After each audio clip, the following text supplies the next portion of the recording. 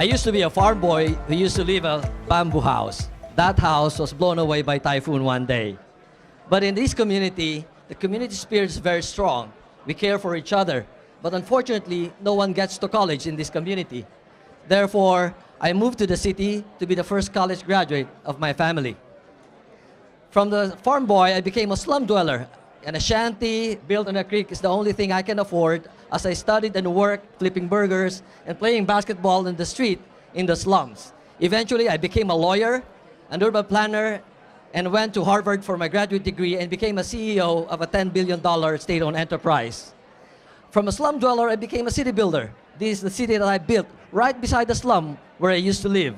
But here you could see also the economic segregation of the city. The city lacks inclusion.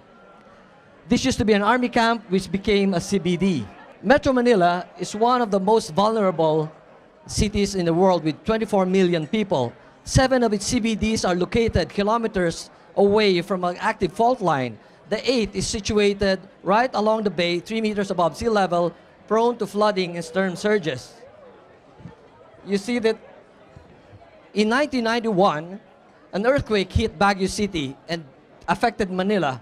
If a similar tremor would hit Metro Manila, 35,000 to 125,000 people will die and 3 million families will be displaced.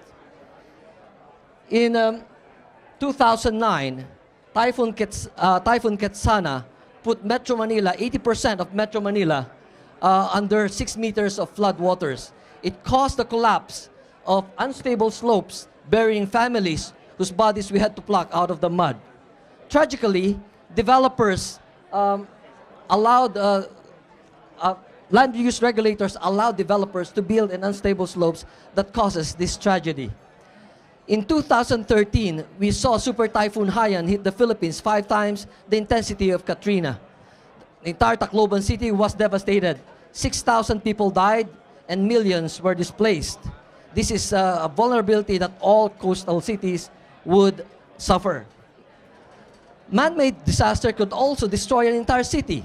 This is what is left of Marawi City after 5 months of intense fighting to liberate it from ISIS terrorists.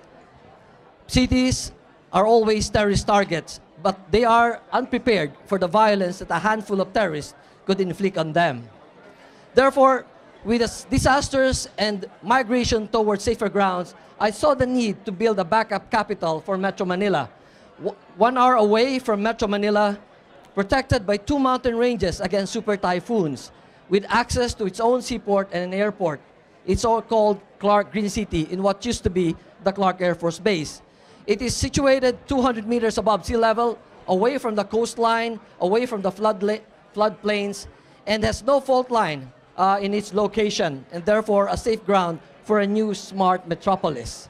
This is situated right in the middle of urban areas and urbanizing towns with 15 million people, and you'll see this will be served as the urban core of a new metropolis right beside Metro Manila, and providing this city will also be a slum-free city as we provide a public rental housing scheme and mixed income facility.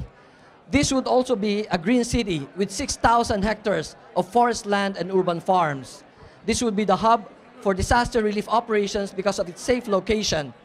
And this would also be the platform for climate change initiative because of its urban farms and all these greeneries. Natural streams, rivers, and creeks and springs would be preserved. People will walk, bike, and use mass transport. Car will be the least of priority for mobility in this city. We'll also see the connectivity of the farmers to the global marketplace. Farmers will be cultivating the urban farms in the city, and they'll be connected to the global marketplace by putting in the Rungis market and replicating the Rungis market here in Clark. As the Rungis market serves the entire European Union for the food supply, Clark will be the food capital of the Asia-Pacific region. Our farmers will also be connected in this market. Investment in agriculture will increase and modernize as well.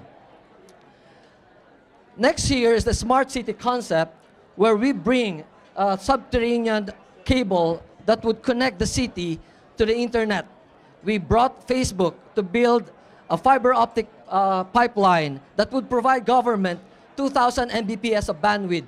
This will serve as a platform for e-government, smart infrastructure, and smart utilities.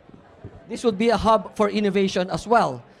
If you go to the city, you should not lose the sense of community. In fact, public parks and spaces should serve as a platform for neighbors to know each other. When neighbors know each other, they become your best security. If terrorist cells infiltrate the city, police could immediately get information from the community to prevent terrorists from destroying the city. Public realms are connected by greenways, which would also serve as urban farms.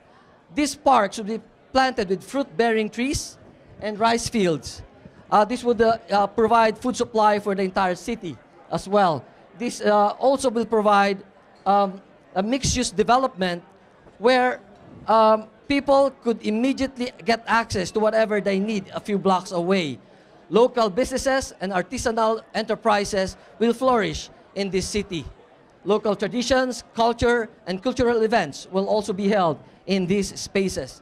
This is a city that gives and shares. This is a city that provides humanity to everyone who comes here.